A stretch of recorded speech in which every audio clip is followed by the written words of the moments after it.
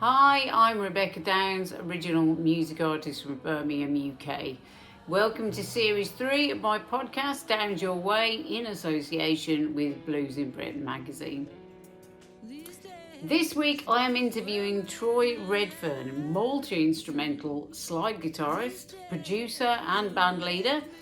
Sadly, the interview was affected by technical issues, all on my part. The video glitches in places, and the recording of my voice was distorted and had an echo which we could not eradicate. Apologies. Producer Colin has done a sterling job in creating shortened versions of my questions and interjections, and it is his voice you will hear instead of mine. Hopefully, normal service will be resumed next week. Hi, Troy. Please tell us a little bit about yourself. I've sort of, been around for probably on the blues rock scene for maybe it's a long time, 10 years, kicking around, and yeah, sort of known for playing slide, but sort of that's just kind of one aspect of what I do. Um, yeah, sort of blues based, most of it. We can talk about the other stuff I like to do, but yeah, that's about it, really. I'm kind of on the sort of British blues rock scene, and like yourself, I've been sort of treading the boards for quite a few years. How has it been going for you over the last 18 months? Yeah, since COVID, I put out 3 albums. I've been recording, putting stuff out. But then um, I was recording that of myself. After COVID, I released the Fire Cosmic, which is done at Rockfield. So I started, getting musicians in and getting it produced properly, and so I've gone through those cycles of releasing 3 albums and sort of going out on the road and doing lots of support gigs and my own tours. Um, you know, so it's that kind of cycle and that grind of doing that. It's not easy and it's not cheap, and but it's been good. No, I've enjoyed it. I've enjoyed a lot of the shows we've done. We've done some good shows and support some great acts. Um, and I've been pleased with the reception, because considering what I do is kind of a bit left field, I think in the genre. You know, it's kind of blues based ish. Um, the thing I think where it ties into blues, maybe I play slide. And that kind of like ties into blues stuff. So it's kind of even though you're still you I've been doing this quite a while, you still feel like with each release you're trying to push it through and get more ears on it, and get more sort of people to hear what you're doing. So it always feels like you're starting, even though you've sort of been doing it a while, I think. Support tours involve the investment of a considerable amount of time and money. How have they gone for you, and what benefit do you think they've delivered? Yeah. I think that it's a weird thing. We've supported lots of different types of people, like the Sweet and Choir Boys and Robert John. List goes on. When Rivers Meet, we did that sort of, and it always goes down really well. I was at Philip Sace November, and that was a completely different crowd. Philip's he's kind of lucky in the way that, well, it's not lucky. He's worked at it. But maybe I think because of his Instagram work, he's got a cross section of age groups. He's got 20s, 30s. He's got the whole gamut of ages in there. And the set went down really well, like really well. And the same with the Suite. But it's once that tour's done, it's then you unless that person goes onto Instagram, follows you or whatever, when you do your own thing, it's then trying to reach that audience again to make them come out and maybe get a buy a ticket. So I don't know how much of that knocks through. There are people who turn up to gigs and say they saw you and saw us at so and so show or whatever. So it does have a little effect. There are sort of people, you do get sort of people, but it's not like you do a run and suddenly get a mass crossover of audience. I don't think that happens. So yeah, the set always seems to go down really well. we don't have people sort of throwing anything at this. There's always a good response and an applause, and all that kind of stuff. But then it's trying to get that to continue. Doing a support tour can be tough, and it doesn't always deliver the growth in followers that we would all like to see. Put your finger on what connects with people, what people, and from my perspective, what I do is it's in between. We're not foot on the monitor metal guys, or I'm not. That's not my bag. I don't do that. I find that I grew up with Frank Zappa from 15, and I find that whole thing cheesy and cliche, and I can't go there. I can't do it. Ladies and gentlemen, there will be no foot on the monitor from Troy, okay? No, so and in the blues scene, we would be quite heavy, well, not heavy. I think we're raw. I think we're quite aggressive. In the way the music's delivered is quite an intense thing that I'm trying to put across. Because I like that. I want to do what I want to hear. I want to be the thing that I'd like to go and see. Which is what we should be doing. That's what we do. So it's it's just finding your audience. I kind of believe that that there's an audience out there for anyone who's doing anything, really. But it's just getting to people, to those people, and that's the hardest thing,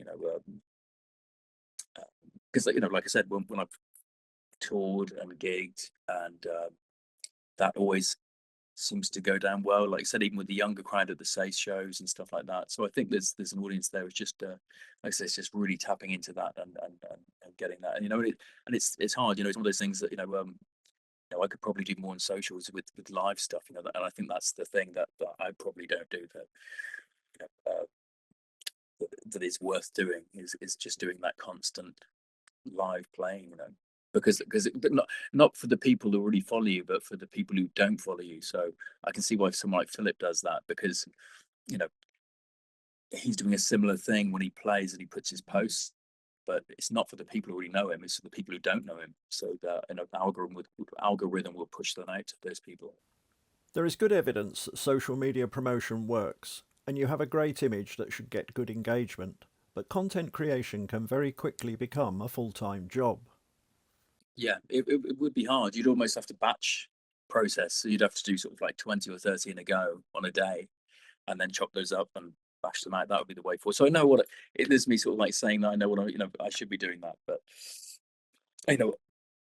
I love creating and recording, and that's my passion. That's what I'm doing. I've been doing that today, and I've sort of been doing it for I write all the time and record all the time. And doing that other thing, even though it should be done, and I know it needs to be done.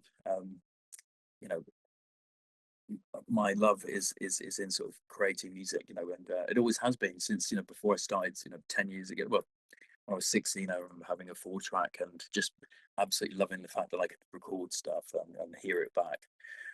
And then I kind of did that in the 2000s. From I think I got my first little studio in around 2003. And I got stuff on Bandcamp that was from sort of like the late 2000, maybe 2006, 2007, which is kind of progressive, space rocky sort of stuff, which I still absolutely love. It's one of because it's not genre specific, except it's its own thing, and I love doing that stuff, and it was done for the love of doing it, so I could hear it back myself. It wasn't to sell. It wasn't for anyone to sort of it was just done for me, because I wanted to hear this music out of the speakers that I was making, and so it was kind of pure in that way, and I still love doing that. The stuff I'm writing at the moment, I just sent some stuff to Ross actually, a little comp of a 26-minute thing, and it's all time signature stuff and instrumental music, which is more kind of like down the Zappa route, which I love. I'm a huge Zappa fan, and all that kind of more experimentally instrumental music.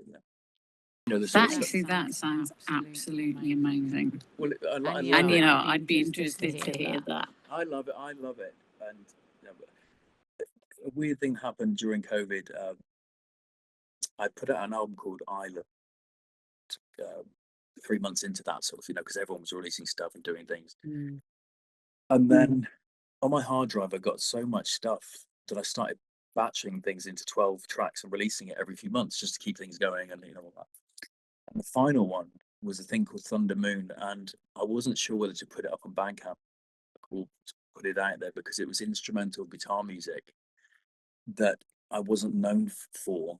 It was completely. If someone knew me in a certain sphere, they'd be like, "What the hell is it? What is this? Who's this?" What? And I put it up on Bandcamp, and it got the most streams and sold the most of anything, which is because I wasn't going to do it because I was thinking, should I do this? Is it revealing a part of my musical personality that maybe I should keep quiet? Because and so that was. You don't want to upset the followers or whoever. I don't think I'm not. The thing is, I'm not big enough to it's not like I've got a label behind me where someone's freaking out saying, what is this guy releasing? That's just in my own head because I'm there are a few people who like what I do, but the only constraints of my own, in my own head. It's vital to resist any pressure to do other than release music that you like and that you are happy with. Otherwise, your repertoire won't be a true reflection of you, and you could end up performing material that you don't actually like. No, I love it. I love that the 3 albums I put out in the style of music that they and the way I can go and play them live. I'm pleased with them. I'm pleased with production, but there's also there are things that I like that don't fit into that category. Like some of these tracks are sent to Ross. That's Ross Muir of Fabrications HQ, interviewed in episode 5 of this series. They're piano based, so I'm playing piano on them, and they're not guitar centric even. So that's kind of like unusual, for what I do normally. But I like it because it's just, music is. You can put blinkers on yourself and just be stuck within a certain framework. When if you take those blinkers off, different things open up, I think, sometimes. Rebecca and Steve Birkett have always been of the frame of mind that they write music and they see where it goes, rather than aiming to write, say, a blues tune. And they aim to be happy with their output, even if it doesn't always meet the expectations of all of their followers. The thing is, for example, I said about that album on Bandcamp, I was talking about that kind of progressive thing. Hardly anyone's heard that, but I love that. And once an album's done its cycle, you're left with a memory of that body of work, that thing. And I think that's really important, and I think it's important for for you to kind of like on a personal level love that thing regardless of what someone else is going to think about it, in the same way that if you're a painter,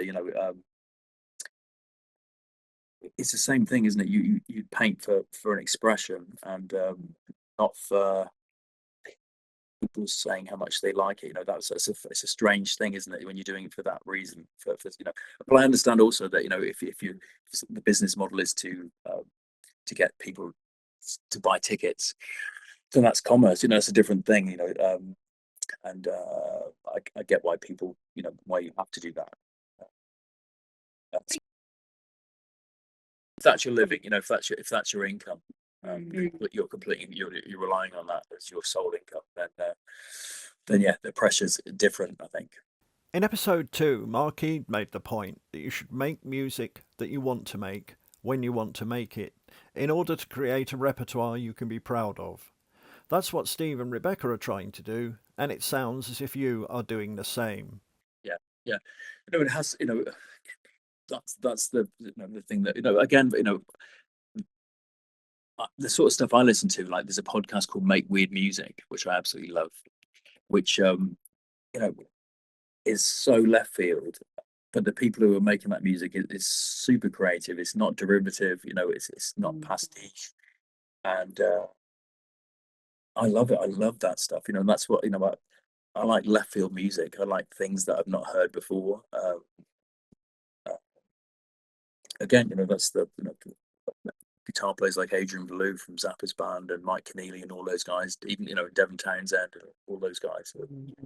So good because they're just super creative and they've got their own thing going. And yeah, and I absolutely love it. What are your main challenges at the moment? If I had the money, if I had sort of, just endless money to plow into projects, I could, the last two albums were written from scratch, no demos, nothing, in a month, and mixed and done. So I know that working with, and that was I was working with a guy called Dave Marks, who's worked with Hans Zimmer and all those guys, and it was a super fast process, and I like that because there was no filtering of idea. The ideas came out just so fast, and he was able to organize them quickly and in a batch process. And so I never doubt that creative flow. I can tap into that, and I believe that anytime, and I think that tap's always on, and it just happens to be what time you capture what's coming through. So if I wrote something this week, it would be different to what came next week. And it's just when you just decide to capture it, I think.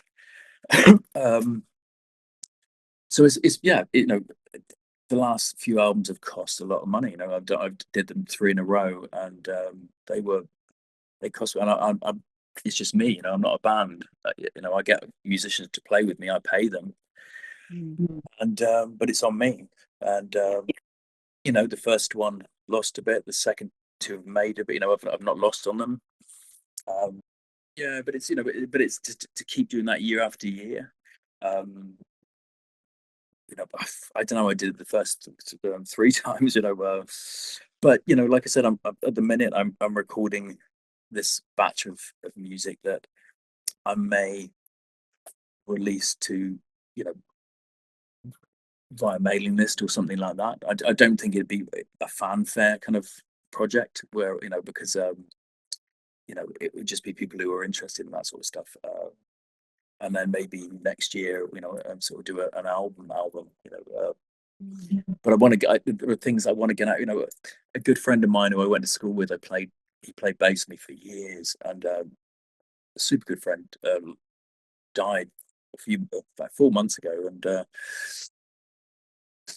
those kind of things make you realize time is, you've got to do things that you need to do. If there's an urge to do something, and you really want to get something out, and like I said, this sort of music I'm doing at the minute, I really want to get out. You've got to do it, because situations change and things can come left field, and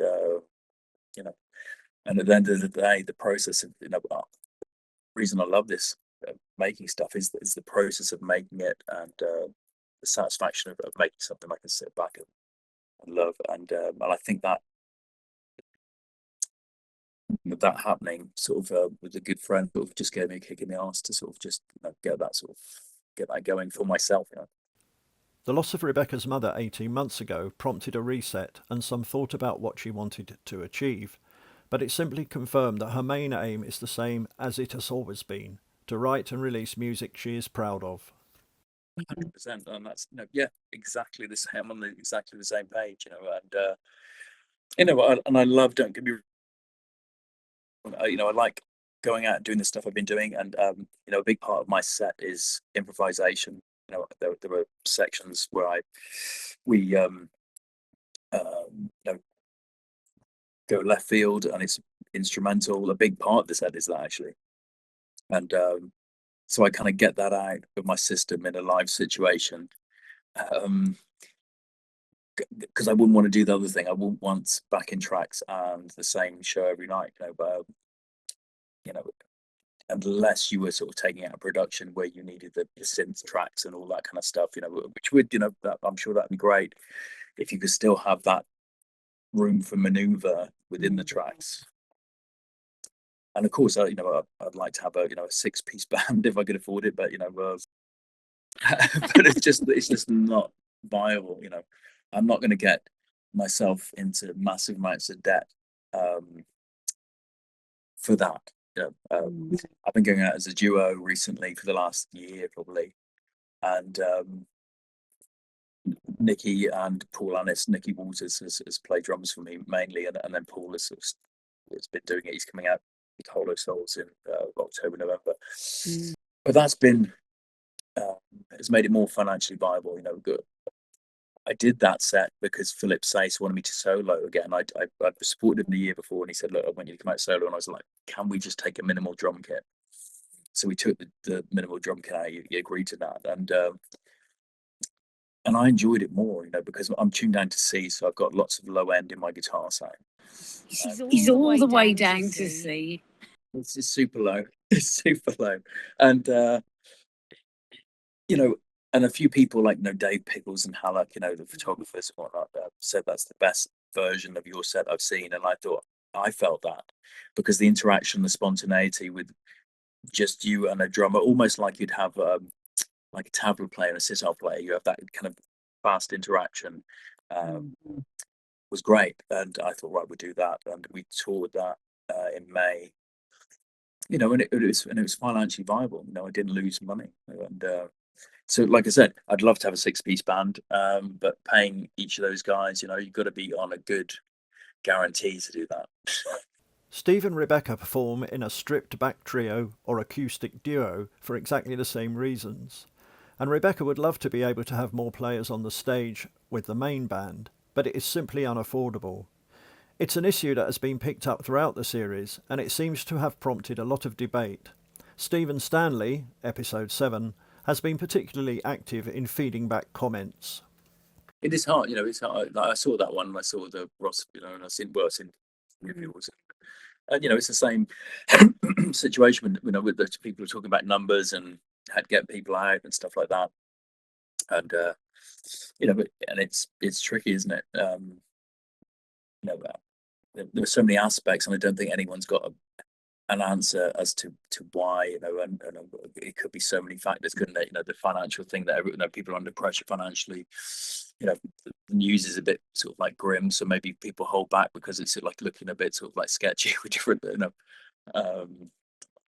It could, because the strange thing is, sort of bands that I know and I've supported before lockdown who had great numbers, who built their fan bases up, so they were solid. They were there. They were locked in with their numbers were radically down. Recently. Yes. So that doesn't. So they're not like a new artist trying to build a fan base. They're someone with a solid that have repeatedly gone to see them. So, you could say maybe it's fatigue, but I don't know if it is. There've got to be other factors, involved, and I think it's hard to know, and it could be financial ones, that would make sense. All the artists in this series have said similar things, and they are all established, committed people with a strong history of successful gigs. Alan Nimmo and Chantel McGregor in particular were honest about their challenges, and it's difficult to think of more hard-working people putting on great shows. No, and like you said, it's having that self-awareness, isn't it? Just like you said about but no, it's strange, and there's other people. I'm not going to name names of other bands, but numbers were which were in the hundreds down to sort of 20. That kind of drop, which doesn't make any sort of sense to me. Yeah, it's hard to know. Like the age group of audience member that we generally play in front of is sort of like the older sort of like blues crowd. Weirdly, I was talking to someone at a little party thing, and they were involved with three rock stroke metal festivals, and they were saying they were selling out. So the younger audience, and that's a younger audience, are obviously still going to stuff, and still, so maybe those sort of people don't get affected by the news and sort of like things like that. Those kind of situations as much. I don't know. Rebecca teaches at 2 universities in Birmingham. Conversations with her students suggest that their acts struggle to sell tickets to venue gigs, but they do get decent attendances at a variety of festivals. A colleague at work raised the question of labelling. He works with jazz musicians who deliberately do not describe themselves as such, because it seems to discourage people from attending gigs. Does the term blues have the same effect? I think if you're in the blues scene, it's not that. I think if you're outside the blues scene, you think of sort of the porch blues. Someone sat on the porch sort of singing, sort of woke up this morning kind of thing. That's the stereotypical. If you ask someone who wasn't into that scene, but as you know, if you had a Spotify playlist of all the people, all the names that we can think of on the scene, it's so varied. You got sort of Brave Rival, who are kind of like classes blues, but I would say they're more sort of rock. But they still come under that umbrella. And Zach Schultz, which I suppose is more blues. It's more sort of Stevie Ray-ish, kind of vibe. Yeah, it's a big sort of spread, isn't it? Really, of things. But to people who aren't into the scene, and I think most people would like it.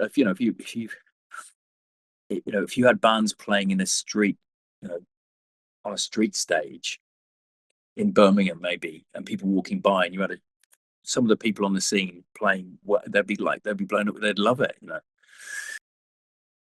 Just the sort of thing that they wouldn't see, and they, unless you're into this scene, and it's quite, it's quite a niche scene. You people would know.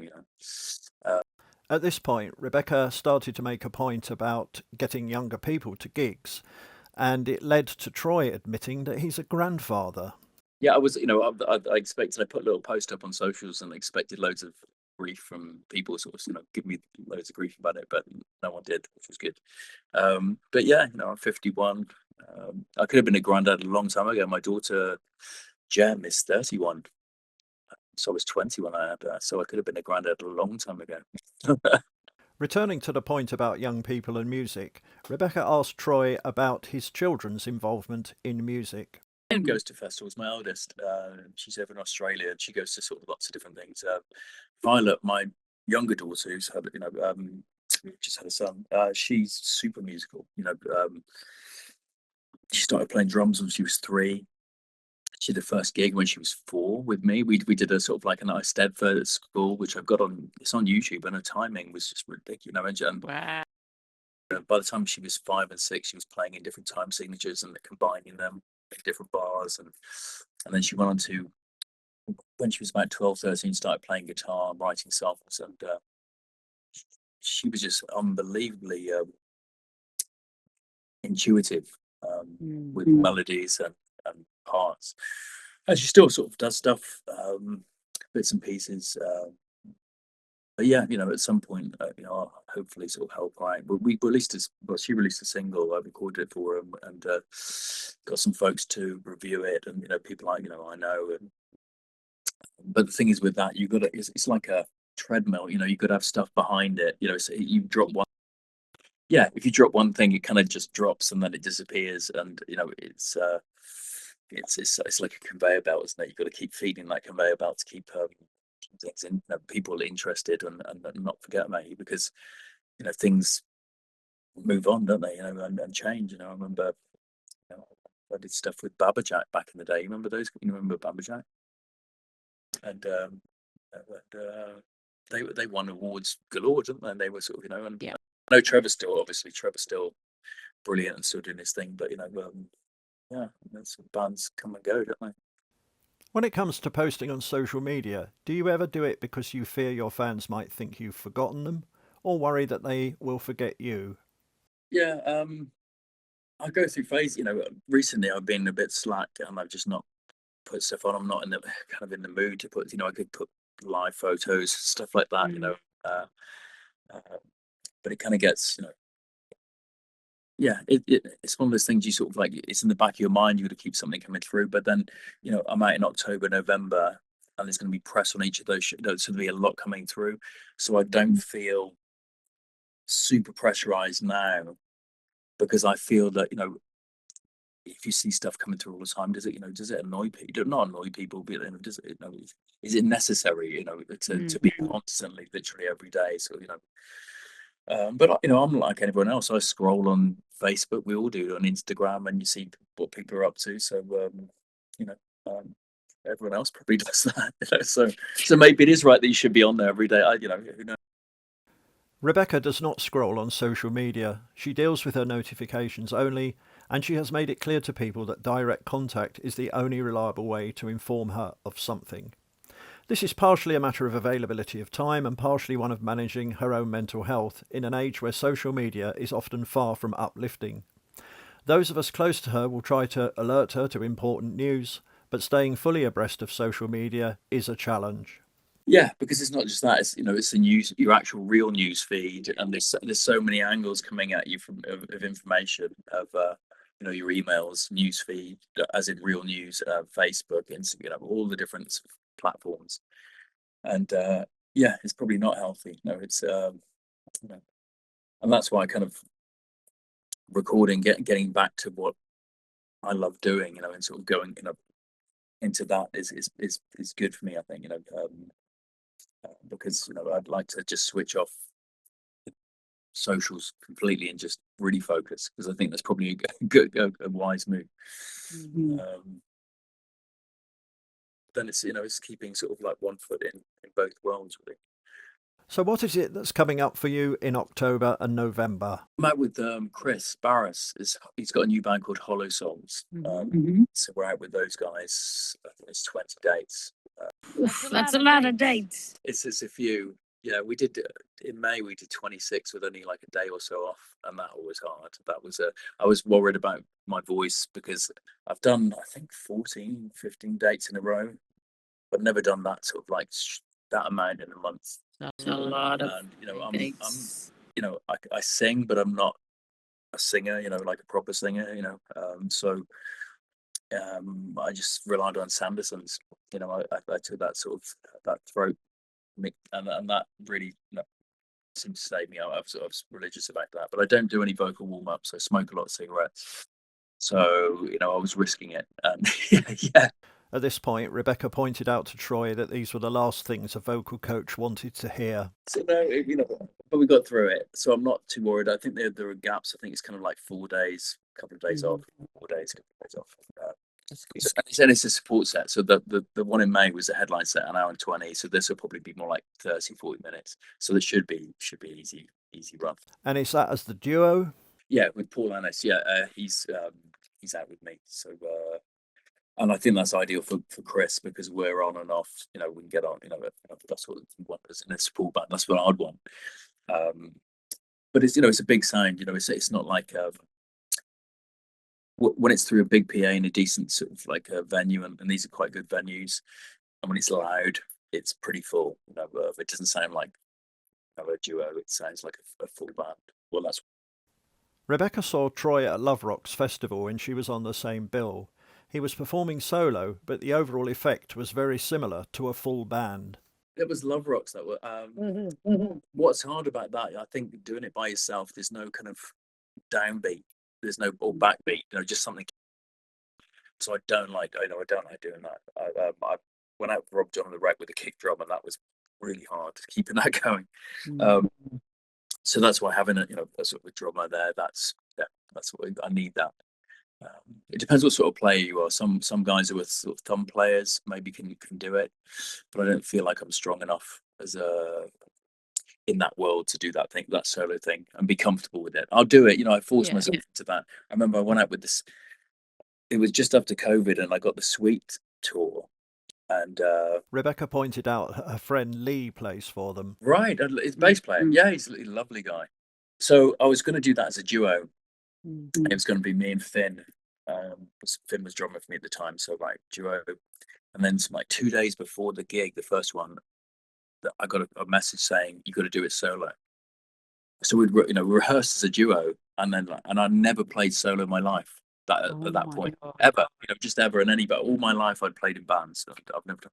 So they said, look, you do it solo or you don't do it, because this was to do with things to do with COVID, and that they So it's like, I've got to get it together. So I busked my way through some songs. I thought, well, how can I do this? And the first gig was at Birmingham Town Hall, right? And I remember walking on that's a massive stage. I remember walking out by myself and, only just knowing what I was doing. This is kind of like a blag, really. And it was like an out of body experience. It wasn't fear really. It was just a bit odd. It was just, yeah, it was like a bit dreamlike. And it took after about 3 or 4 gigs, I was okay. I got into a pattern. And as you know, you like with gigging, you get to this sort of pattern where it just becomes second nature. But I remember that first one at Birmingham Town Hall was weird, hard. It was hard. Rebecca hasn't performed solo other than some live streamed gigs during lockdown, and they were challenging enough. No, yeah, it's very odd, and I put myself through a lot of stress doing those solo shows.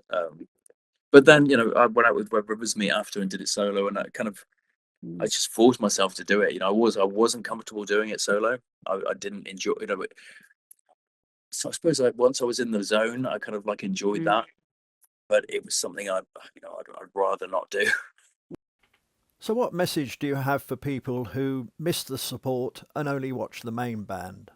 Well, you just don't know what you're going to discover, so it's 100% worth checking out the support. You don't know with any, there could be something that you're really into, and so at least get there early and give the support sort of a try, I think. But if you pay for the ticket, yeah, it's worth it. Been lucky in that way that most shows that I've done, the audiences that have been there, I've not had that thing of no one's there when we played, which is good, which is thank goodness. In fact, I remember once I supported Sam Fish way back in about 2017, and there was a local drummer, a guy called Josh, who I'd never played with before, and they wanted a duo. This is a long time ago, and it was the Flapot Derby, and so we had a couple of rehearsals, and I'm driving up there, and I'm saying to him, "Don't worry, there won't be anyone there when we play. People will filter in." And we got there and we sort of like brought our stuff in the back. And I went to take my merch through, and they said, no, you can't go through there. It's like, because I played there before, I knew where to take merch. Open the door and it was rammed. It was rammed because it was Sam Fish, and you got all these guys who follow around and all that kind of stuff. So they opened the door at 8 o'clock, and it just was full to the brim because everyone wanted to get their positions, near the stage. And, yeah, we played that. I just remember that sort of thing about thinking that no one's going to be there, and there was a monster crowd. It was good. It was a really good gig, but yeah, I think Josh was a little bit like, "Well, you said there was going to be no one." Support's a hard work and an investment of time and money, so please do check out the support. You may discover something you really like. What advice would Troy give to someone starting out in music today? Yeah, I would say, it's a people thing, isn't it? Like say my daughter Violet was kind of wanting to sort of do more gigs and stuff. You've got to know people. You've got to go to festivals, and you've got to meet the organizers. So many people would send emails or messages to festivals to try and get on, or venues and stuff. And I think it's face to face, meeting people and knowing people is the main thing. I would say that, to move your band forward, to get to know, don't just sort of do it from a distance and kind of like expect that to kind of work. I think, and most people on the scene, I'm sure you find it, are really helpful. I bet you're the same as me. You've been helped by the same people and been given gigs. So that's what I would say. If you want to move something from zero, to gigging on the scene, and it's hard.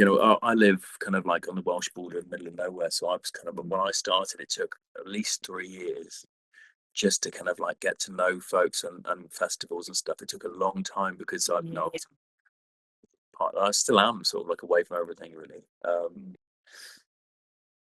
But I think that's the most important thing, because most venues and festivals and whatever, that they're all, they've got lots of people trying to do that. And at least if you know people, and most people are really helpful. I'm sure if someone contacted you or someone contacted me, we would help, someone if they were, to try and point them in the direction of a venue or sort of like someone like or something like that. Yeah, That's I think, and then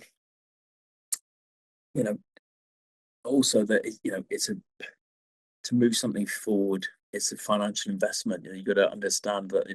I know bands are way further up the line than anything I'm doing, and they've had large amounts of cash investment, which is way beyond what I could ever do.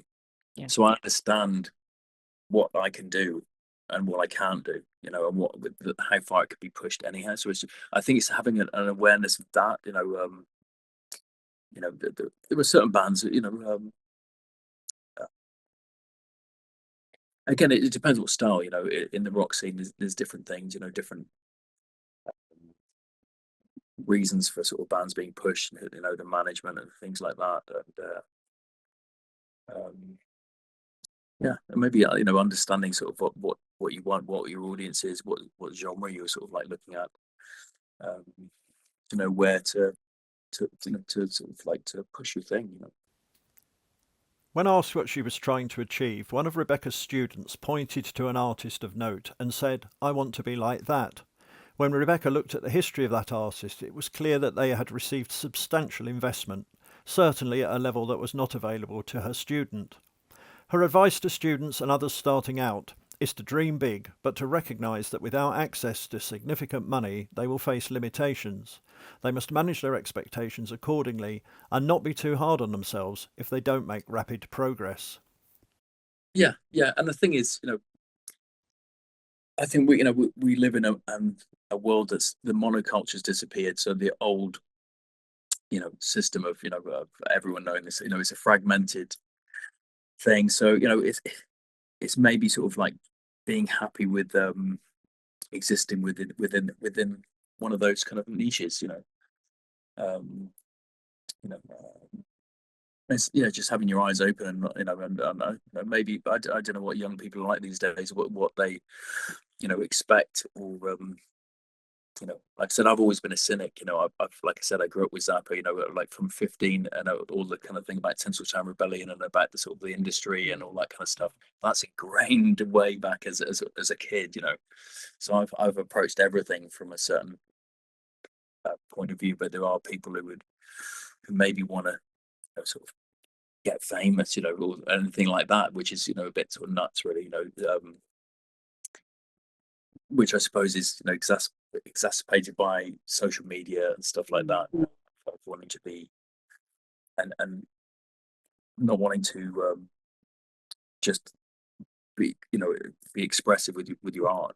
I know everyone needs to turn that into a business, which I get. That's obvious. People need to do that as well, maybe.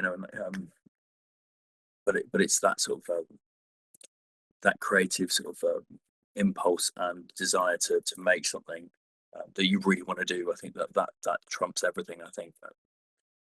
What's the best way for people to find out about you? TroyRedfern.com or Facebook, Instagram, one of those things. Troy Redfern, thank you very much. Thank you for having me. Thank you. Thank you, Troy. That was a great chat, and I can only apologise again for the technical issues. I hope it did not prevent you enjoying Troy's contributions. You'll be hearing from Colin Speller again next week when he gives me his views on the issues from his perspective as manager of our very own music business. Thank you for listening and or watching, and I'll see you next week.